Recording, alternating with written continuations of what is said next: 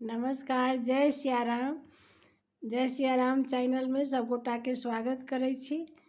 आ एकटा बहुत सुंदर चटकदार चीज देखा रहल छी जे तुरंत बनाओ आ तुरंत खाओ। आई हम बनेलहुँ हँ तऽ तैं सोचलहुँ हँ जे अहूँ सबसँ शेयर करी जे सब गोटे बनाएब खाएब। आर ई बकलिए आर ई गाजर, टमाटर, शिमला मिर्च आर मिरचाई हम ऐड केलिए। जे मिरचाई नहीं पसंद हो, हरियर मिरचाई से नहीं डाल सकै छी।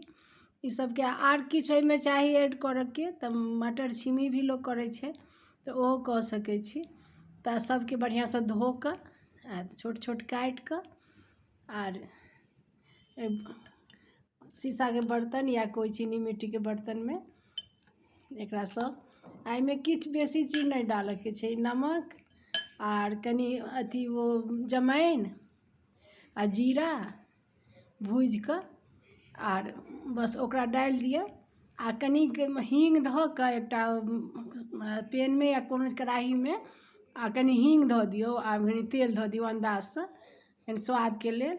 आर ओकरा ओहिमे मिला दियौ आ तऽ बहुत टेस्टी है। जखन बनाउ बस तखने से खाए लागू। आ बना कऽ देखू आ खाओ। जय सिया राम, हर हर महादेव।